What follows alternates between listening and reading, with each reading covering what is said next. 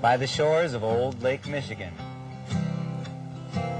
where the hawk wind blows so cold,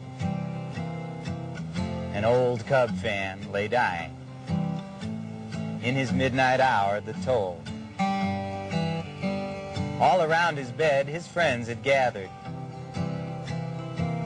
They knew his time was short, and up on his head they put a bright blue cap from his all-time favorite sport. And he said, "It's late, it's getting dark in here, and I know it's time to go. But before I leave the lineup, there's just one thing I'd like to know. Do they still play the blues in Chicago when baseball season rolls around? When the snow melts away, do the Cubbies still play in their ivy-covered burial ground? When I was a boy, they were my pride and joy, but now they only bring fatigue to the home of the brave, the land of the free, and the doormat of the National League." He told his friends, "You know the law of averages says that anything will happen that can. But the last time the Cubs won a National League pennant was the year we dropped the bomb on Japan. The Cubs made me a criminal. Well, that's what they did. They stole my youth from me. I'd forsake my teachers to go sit in the bleachers in flagrant truancy. And then one thing led to another, and soon I discovered alcohol, gambling, dope, football, hockey, lacrosse. But what do you expect when you raise up a young boy's hopes and then just crush them like so many paper beer cups? Year after year after year, after year after year after year after year after year, until those hopes are just so much popcorn for the pigeons beneath the L tracks to eat." He said, "You know, I'll never see Wrigley Field anymore before my eternal rest. So if you have your pencils and scorecards ready, then I'll read you my last request." He said, "Give me a doubleheader funeral in Wrigley Field on some sunny weekend day. No lights. Have the organ play the national anthem. And then a little na-na-na-na, hey-hey-hey, goodbye.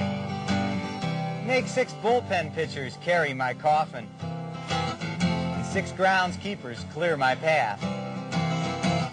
Have the umpires bark me out at every base in all their holy wrath. It's a beautiful day for a funeral. Hey, Ernie, let's play 2. Somebody go get Jack Brickhouse to come back and conduct just one more interview. Have the Cubbies run right out into the middle of the field. Have Keith Moreland drop a routine fly. Give everybody 2 bags of peanuts and a Frosty malt, and I'll be ready to die.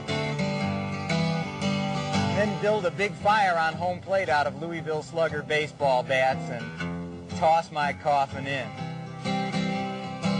And let my ashes blow in a beautiful snow from the prevailing 30-mile-an-hour southwest wind.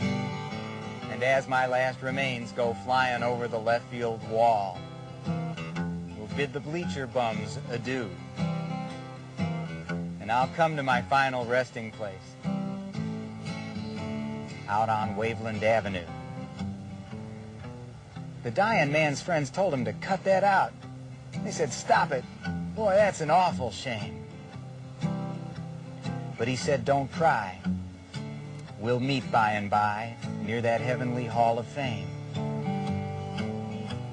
He said, "I've got season's tickets to watch the Angels now. So that's just what I'm going to do. And he said, well, you, the living, you're stuck here with the Cubs. So it's me that feels sorry for you. And then he said, play that Lonesome Losers tune. Gosh, it's the one I like the best. He closed his eyes and he slipped away. Well, Mike, it was the dying Cub fans' last request, so here it is. Do they still play the blues in Chicago when baseball season rolls around? When the snow melts away, do the Cubbies still play in their ivy-covered burial ground? When I was a boy, they were my pride and joy. Now they only bring fatigue to the home of the brave